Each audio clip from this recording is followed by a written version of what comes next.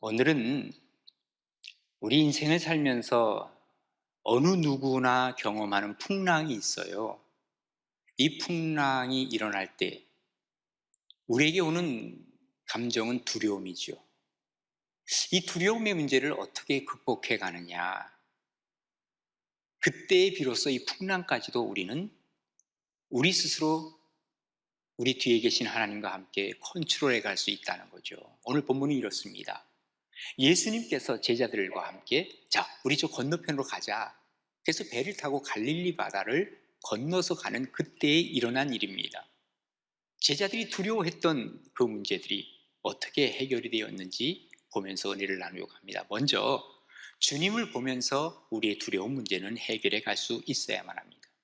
오늘 보면 35절부터 37절까지 보면 그날 저물 때에 그랬습니다. 그날이 어느 날이에요? 예수님께서 제자들과 많은 사람들 앞에서 하나님의 말씀을 증거하고 하루 종일 이 비유로 말씀하실 그 날이에요. 그날 저물 때, 그러니까 저녁 때가 되었죠. 제자들에게 뭐라 그러십니까? 우리가 저편으로 건너가자 그랬습니다. 저편은 어디냐면 거라사라고 하는 지방으로 가자고 주님께서는 말씀하고 계시는 것입니다. 자, 36절 그때에 그들이 무리를 떠나 예수를 배에 계신 그대로 모시고 갔다 그랬어요. 이게 무슨 말입니까? 예수님은요, 지금 이 갈릴리 지방에서 전도를 하시고 또 복음을 전하실 때 배 위에 올라가서 복음 전하셨어요. 그러니까 이 배 위가 강대고 그리고 이 건너편에 무태에 사는 사람들이 쫙 모여 있는 거예요. 그리고 예수님의 말씀을 들었죠. 그러니까 예수님이 배에서 내리지 아니하시고 그대로 예수님이 이 배를 타고 가셨다는 얘기고, 그리고 다른 배들도 함께 했다 그랬어요. 그러니까 예수님이 복음을 전할 때 다른 배들도 옆에 있었다 없었다? 많이 있었다는 거예요. 예수님을 지금 따라가는 거예요. 그 다음에 37절에 보면 뭐라고 얘기를 합니까? 큰 광풍이 일어나면서 물결이 배에 부딪혀 들어왔다 그랬어요.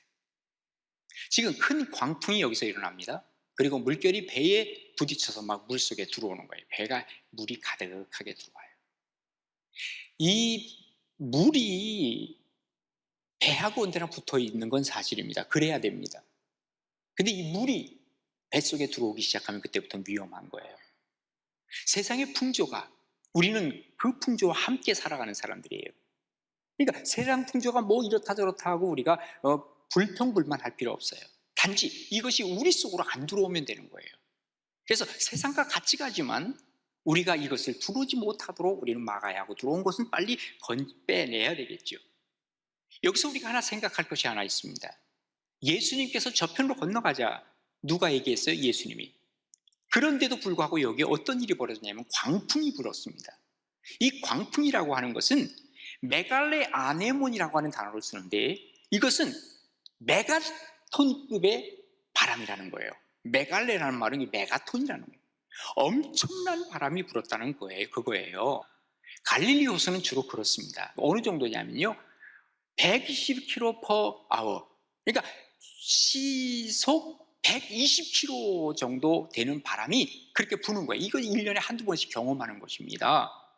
거센 물결이 일고요, 그야말로 집채만한 그 파도가 일어나는 게 바로 갈릴리에서 종종 일어나는 일이라 그 말이에요. 근데 한번 우리가 생각해 보자고요. 이때 누가 저 건너편으로 가자 그랬어요? 예수님이 가자 그랬다고요. 이 배에 누가 타고 계세요? 예수님이 타고 계신다고요. 그러면 광풍도 불지 말아야 되는 것 아닌가요? 아니에요. 예수님이 가자고 제안을 했어도, 그리고 예수님이 그 배에 타고 계셨어도 광풍은 일어나더라 그 말이에요. 왜 그럴까요? 그 광풍은 누가 만든 건데요? 하나님께서 창조 질서로 만드신 거거든요. 그러니까 예수님이 계셔도 그렇다 그 말이에요. 우리의 삶에 풍랑이 올 때가 있어요.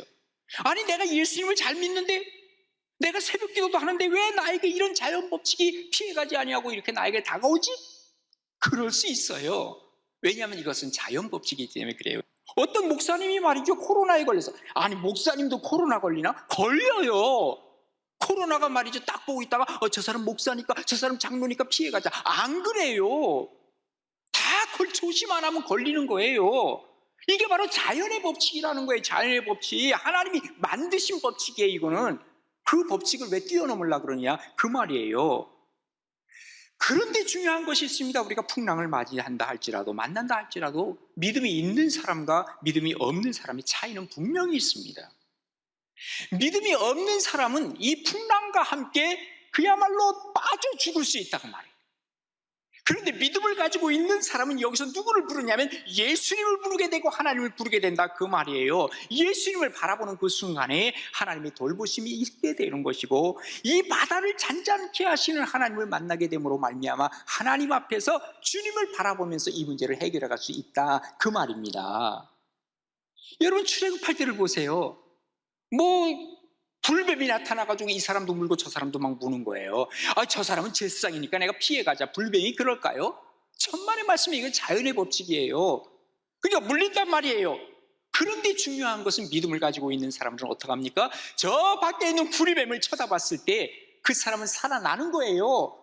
믿음이 없는 사람은 안 보는 거예요. 차이는 바로 그런 데 있다 그 말이에요. 그러니까 모든 풍랑은 모든 사람들에게 다 보편적으로 다 다가오는 겁니다만은, 그 보편적으로 다가오는 이 풍랑을, 이 두려움을 이길 수 있는 것은 주님을 바라보느냐 바라보지 않느냐의 차이가 있다는 것을 얘기하고 있는 것이죠. 주님이 평안하신다면 우리는 평안한 거예요. 주님이 지금 어떤 상태로 계십니까? 배 안에서 주무시고 계시는 거예요. 평안하신 거예요. 그러면 주님 바라보면서 우리도 평안할 것을 믿고 살아가는 거예요.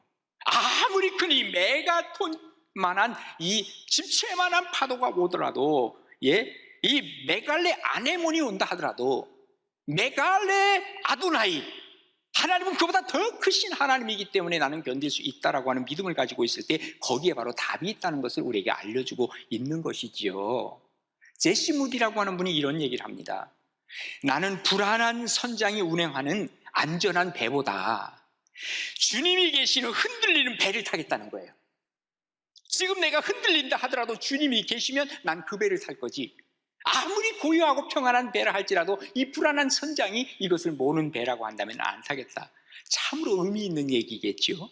두려움이라고 하는 것은 뭐 때문에 두려움이 오는 거죠? 광풍, 그죠? 광풍이 뭐예요? 환경이에요. 우리의 환경이 나를 두렵게 할 때가 얼마나 많아요. 내 안에서 이런 불안 감정을 자꾸 자극해서 만들어내는 것이 환경입니다. 그런데 그때마다 환경보다 더 크신 하나님임을 여러분 믿으셔야 돼요. 아무리 환경이 그야말로 광풍이 분다 할지라도 광풍보다 훨씬 더 크신 하나님, 그 하나님이 내 곁에 계신다면 뭐가 그렇게 두렵냐 그 말이에요. 요셉을 한번 보세요. 요셉은 형들에 의해서 팔려가잖아요. 그런데 팔려가는데도 그에게는 두려움이 없어요. 성경을 가만히 읽어보면 그에게는 두려움이 없어요. 놀랍게도. 왜 그랬을까? 그에게는 하나님이 계셨던 거예요. 그리고 누명을 썼어요. 보디발 장군의 아내를 자기가 겁탈한다고 하는 이런 누명을 썼어요. 자기는 전혀 아니었지만.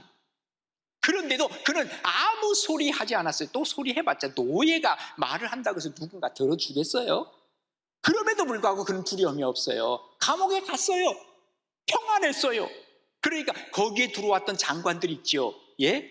술 맡은 관원장, 떡 맡은 관원장, 그들이 들어와가지고는요, 그 평안한 그를 보면서 사실은 깜짝 놀랐겠죠. 그런데 자기가 배울 만한 사람이라는 거예요, 이 젊은 사람에게. 그러니까 자기네 그 어려움까지도 다 내어놓고 얘기하다가 나중에는 어떻게 됩니까? 애굽의 총리가 되지요. 누구와 함께? 정말 하나님과 함께 있었던 그에게 광풍이 계속 찾아왔어도 그는 두려움을 느끼지 아니하고 오히려 평안함으로 이 모든 인생을 정말 슬기롭게 끌어갔다라고 하는 얘기죠. 어떻게 그럴 수 있을까요? 우리도 노래하잖아요. 주 안에 있는 나에게 딴 근심이 있으랴. 딴 근심 없다고 하면서 아이고 걱정되네 노래하자마자. 우리가 하나님의 나라를 내 속에 만들어 간다는 게 믿음이라는 거예요. 믿음이 작은 사람은 노래 부를 때는, 찬송 부를 때는 평안해. 그리고 조금 뒤돌아서면 그 다음부터는 두려움이 오는 거예요. 그래서 우리가 큰 믿음 같지 않은 거예요. 큰 믿음 같지 않은 거예요. 그때 비로소 높은 산이 거친들이나 그 다음에 초막이나 궁궐이나 내주 예수 모신 곳, 그곳이 어디나 하늘나라라고 우리는 노래하게 되는 것 아니냐 그 말이에요. 정말 내가 개인적으로 혹은 우리 가정적으로 우리 삶 속에서 풍랑을 만났을 때 주님 그렇습니다. 이 풍랑을 주님 바라보면서 이겨내겠습니다. 두려움에서부터 벗어나고 풍랑을 잘 이겨나갈 수 있는 복된 우리 가나안 교회와 우리 정말 성도들 되어질 수 있기를 간절히 바랍니다. 그 다음에 우리가 이것을 해결하는 방법은 기도하면서 해결하는 거예요. 자, 여기 38절에 보면 이렇게 기록하죠. 예수님이 뭐예요? 고물에서 베개를 베고 주무시더니, 예수님이 쪽잠을 주무시는 것도 아니야 보니까 아예 베개를 베고 그냥 편안하게 주무시네. 아마 코를 골면서 주무셨는지 몰라. 이것은 뭐예요? 주님이 그만큼 평안하시다는 거예요. 예, 물론 피곤한 것도 있겠지. 하루 종일 계시고. 그러나 어쨌든 피곤해도 평안하지 않으면 잠이 옵니까? 여러분 경험해 보셨잖아요. 자, 예수님이 베개를 베고 주무시더니 제자들이 깨우는 거예요. 막 깨우면서 뭐라 그래요? 선생님이요. 아니 선생님입니까? 주여 그래야 되잖아요. 하나님 그래야 되잖아요. 그들은 아직까지 하나님인 것은 몰라. 그러니까 선생님이요, 우리가 죽게 된 것을 돌보지 아니하시나이까. 뭐예요? 지금 원망하고 투덜투덜대는 거죠. 우리는 지금 죽게 됐는데 당신 여기서 잠자고 있어요? 하고 지금 뭔가 투덜대는 것을 여기서 보게 되는 거예요. 그러면 아니 그럴 바에는 주님을 일찌감치 깨워야 하잖아요. 바람 부자마자 깨워야 되는 거 아니에요? 근데 왜 일찌감치 안 깨웠을까요? 왜 그랬을 것 같아요? 이 사람들은요, 바다에서 뼈가 굳은 사람들이에요. 베드로, 야고보, 요한 다 어부 출신이에요. 근데 예수님이 타고 있다는 것을 알았을지 몰랐을지 지금 그것도 생각이 안 나. 이 사람들은 왜? 아예 제껴놨어. 목수 출신이 뭘 알겠어? 바다를 알겠어? 한마디로 자기들이 전문가라고 말해요. 전문가. 여러분, 이 전문가들이 참 오히려 위험한 일을 만든다는 거 아세요? 정치 전문가들이 사람들을 잘 살도록 만들어줘야 돼. 사람들을 점점 불편하게 만들어. 그 사람들만 없으면 더 잘 살 것 같아. 정말 그런 걸 볼 때마다 가슴이 아파요. 이건 아닌데, 이건 아닌데. 그러면서 자기들은 전문가로서 지금 예수님을 부르지도 않고 부르지도 못하게 하고 딱 막아설면서 사람들을 힘들게 하는 경우들도 있더라 그 말이에요. 이들이 투덜대지나 말지 예수님을 깨우면서 뭐라 그래요? 우리가 죽게 된 것을 돌보지 않아요? 당신은 뭐 하시는 분이에요? 이렇게 얘기하잖아요. 예. 그때 예수님께서 일어나서 야 너희들 왜 믿음이 없냐 이렇게 처음부터 말씀하시지 않았어요. 예수님이 일어나셔서 먼저 바다를 잔잔케 하시고 고요케 하셨어요. 잔잔하라 고요하라 먼저 이렇게 말씀하시는 거예요. 중요한 것이 있습니다. 지금 예수님은 영적으로, 육적으로는 주무시고 계셔도 영적으로 깨어 있으신 분이에요. 반면에 제자들은 지금 육적으로는 깨어 있어도 영적으로는 잠자고 있는 사람들이에요. 영적으로 깨어나는 것이 너무너무 중요하다는 사실을 우리는 기억해야 돼요. 그래야 우리가 이 두려움에서 벗어날 수가 있다는 것이죠. 우리 인생의 길에 풍랑이 있어요. 위험한 일이 있어요. 사고도 일어나요. 여기에 우리가 해봤자 영적으로 깨어있지 아니하면 우리는 이 모든 것에 치여서 결국은 우리는 모든 걸 잃어버릴 수도 있다는 거예요. 처음부터 해야 될 게 있어요. 처음부터 주님 깨워야 돼요. 예, 주님 깨워야 돼요. 엄밀한 의미에서 주님을 깨운다는 것은 내가 깨어있다는 거예요. 예. 그래서 처음부터 이 일이 일어났을 때 바람 분다. 이 사람들은 벌써 낌새가 있을 거예요. 왜? 경험이 있을 거라고요. 그러니까 야 이거 바람 분다. 이거 우리가 못할 일이다. 주님으로 가자 하고 보고를 했어야 되잖아요. 보고를. 우리가 문제가 생기면 제일 윗꼭대기로 가야 돼요. 어디로? 우리 주님께로 가야 된다 그 말이에요. 그렇지 않으면 문제 해결 안 된다는 것을 우리가 분명히 알아야 된다 그 말이에요. 예수는 믿지만 예수님이 내 안에 주무시고 계시니 어떤 문제를 어떻게 해결하려고 하세요? 그분을 깨워야 해요. 깨운다는 게 뭐예요? 그분에게 기도한다는 거예요. 그분을 주여 하고 기도하라는 거예요. 그래서 시편 116편 3절에 보면 이렇게 기록합니다. 사망의 줄이 나를 두르고 수월의 고통이 내게 이름으로 내가 환난과 슬픔을 만났을 때 뭘 만나요? 환난과 슬픔을 만났을 때에 내가 여호와의 이름으로 기도하기를 여호와여 주께 구하오니 내 영혼을 건지소서. 이 기도로 시작하잖아요. 하나님께서 그때 건져주시기 위해서 우리에게 찾아오신다는 것을 우리는 기억해야만 합니다. 고통이 찾아옵니다. 역경이 찾아옵니다. 어려움이 있습니다. 주님께서는 기도하라고 하는 계획을 우리에게 알려주시는 것입니다. 주님 앞에 기도했을 때 우리가 도저히 불가능한 일들을 주님께서는 이루어 가실 것입니다. 현대인들은 정말 점점 이 심장병 환자들이 늘어가고 있대요. 스트레스와 그리고 불안 심리가 많아. 그전에는 있지도 않던 어떤 이 불안 심리의 병들이 얼마나 많아져 가고 있는지 몰라요. 불안장애, 안절부절, 그러다 보니까 쉽게 짜증도 얼마나 내는지 몰라. 항상 예민해 있고 긴장되어 있고 극심한 불안 속에 있다 보니까 사람들이 화를 잘 내요. 조금만 자기 기분 나쁘면 그냥 사람들에게 공격을 해요. 특별히 우리 한국 사람은요, 속에 화를 담고 있대요. 이 불화자예요. 여기서 부글부글 끓는다는 거예요. 그리고 아닌 척하고 있다가 누가 하나 탁 건드리기만 불이 확 퍼져나요. 여기 뭐 때문에 그래요? 이 삶 속에 두려움이 있는 거예요. 광풍이 불고 있는 거예요, 안에서.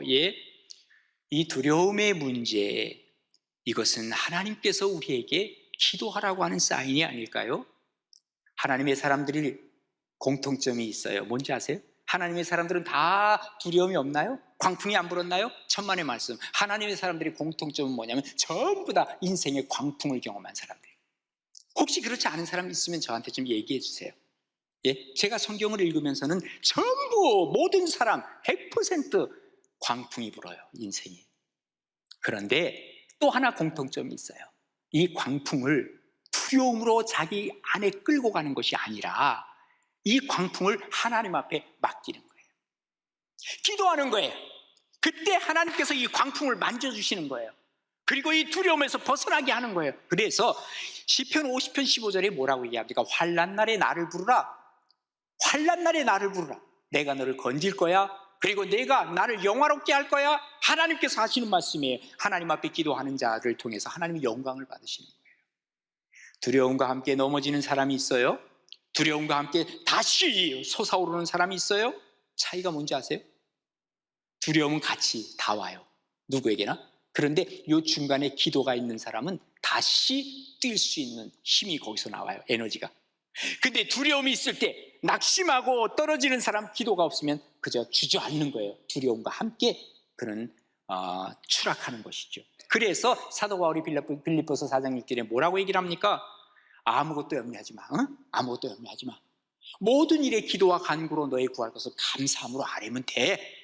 그러면 모든 지각에 뛰어난 하나님의 평강이 뭐예요? 그리스도 예수 안에서 너의 마음과 생각을 지켜줘. 두려움은 없어지는 거다. 그리고 그때부터 광풍도 잔잔해지는 거야. 하나님이 이렇게 말씀하시는 거예요. 우리가 기도하면서 이 광풍의 문제, 두려움의 문제 잘 해결하고 나아갈 수 있는 복된 여러분 되시기를 주님의 이름으로 축원합니다. 마지막 세 번째로는요, 말씀으로 해결해야 돼. 말씀. 오늘 보면 39절에 보면 예수께서 깨어 바람을 꾸짖으셨어요.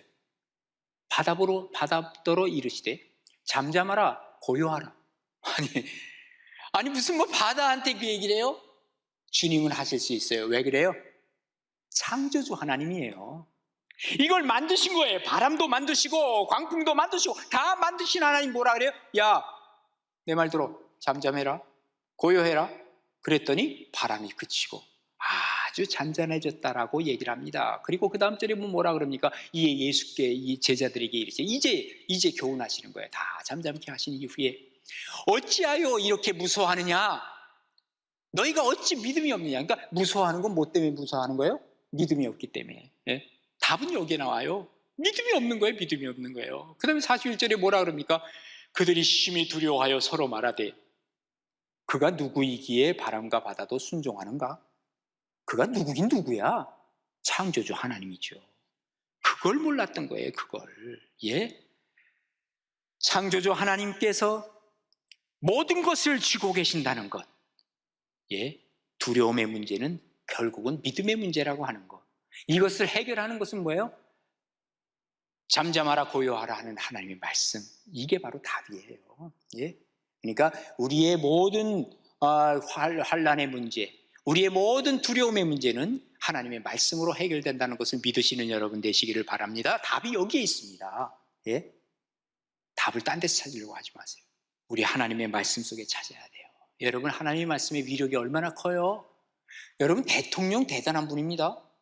대통령 한마디면요, 웬만한 거 많이 바꿔갈 수 있습니다. 특히 우리나라 같으면요, 지금 국회의원도 뭐 3분의 2가 다 그 같은 당이니까 말 한마디 하면, 야야, 언론 좀 어떻게 해봐라. 그러면, 그거 뭐 하죠. 뭐 이렇게 쉽게 나올 수 있는 거예요. 예?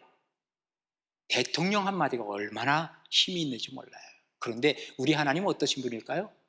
대통령보다 못하신 분일까요? 빛이 있으라 하심에 빛이 있었다 그랬어요. 예? 말씀 한마디로 모든 것을 다 하실 수 있는 하나님이야. 기적도 모든 하나님께서 만드신 모든 창조 실서도 잠깐 멈춰 세울 수 있는 거예요. 이게 바로 하나님의 말씀의 능력이에요. 하나님의 말씀을 가까이 할 때 그러기에 우리는 두려움보다도 담대해질 수 있죠. 예수님의 제자들은 풍랑 중에 할 수 있는 모든 일을 다 했습니다. 전문가로서 모든 일을 다 했습니다. 그러나 못한 것이 하나 있습니다. 가장 중요한 예수님을 깨우지 못한 것입니다. 주님의 외침으로 풍랑은 잔잔해졌을 때 그가 누구인가? 누구는 누구라 그랬어요? 하나님, 창조하신 하나님이라 그랬어요. 미실진이라고 하는 이 박사님이 영아기서부터 어른에 이르기까지 3대 두려움을 갖고 있다 그래요. 누구나 다. 첫 번째 두려움은 떨어짐의 두려움이라 그랬어요. 그러니까 낮은 데 있는 사람들은 별로 두렵지 않아요. 애들은요, 높을 때 올라갈 때만 기다리지 떨어질 게 없어. 별로 두려움이 없어.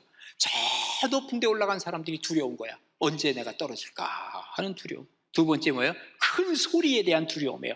와, 소리가 막 나면은, 여러분 한번 여기서요, 한번 꽝 하는 소리, 막 폭발하는 소리 한번 나보세요. 가만히 앉아있을 사람 뭐 한두 명 있어, 기먹은 사람.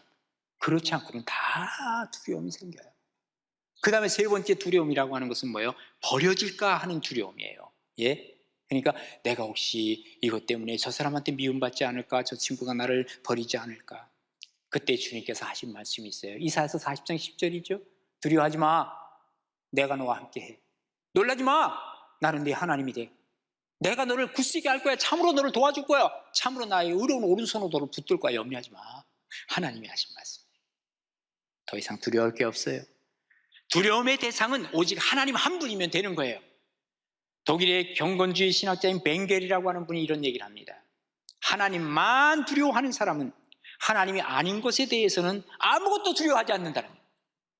반대로 하나님을 두려워하지 아니하는 사람은 하나님 외의 모든 것을 다 두려워한다는 거예요. 어느 편을 택하시겠어요? 하나님 한 분만 두려워하세요.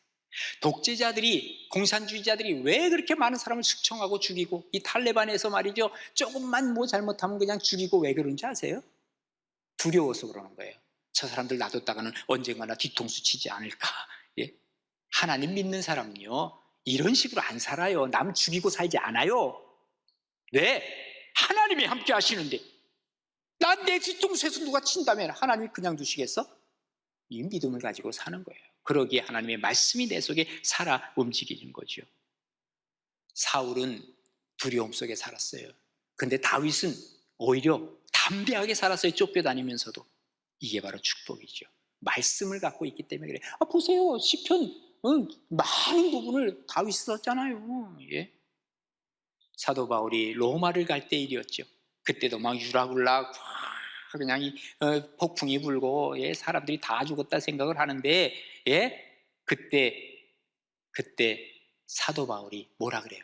나 어제 하나님께서 나에게 말씀하셨어요. 말씀을 얘기하는 거예요. 너는 가이사 앞에 갈 거다. 너는 로마를 가야 된다. 하나님이 약속하셨다는 거예요. 다시 말해서 여기서 죽지 않는다는 거예요. 그러니까 276명 그 배에 타고 있던 사람들이 다 어떻습니까? 야, 바울하고 가면 되겠구나. 예, 바울. 그 당시에 있었던 선장도, 그 다음에 백부장 율리오도 다 힘을 못 쓰는데, 오히려 여기서 최고 지도자가 바울이에요. 바울은 죄수로 끌려가는데도 두려움이 없기 때문에 그래요. 하나님께서 광풍을 잔잔케 하시는 것을 믿음으로 갖고 있기 때문에 그런 것이죠. 우리가 고백해야 돼요. 사망의 음침한 골짜기로 다닐지라도 나는 해받음을 두려워하지 않습니다. 여호와의 막대기와 여호와의 지팡이가 나를 안위하시나이다. 이 고백이 여러분 우리 모두의 고백이 되어서 정말 이 광풍 속에서 두려움의 문제를 해결하고 나아가 정말 주님을 바라보고 기도하며 말씀 속에서 승리하는 여러분 되시기를 주님의 이름으로 축원합니다.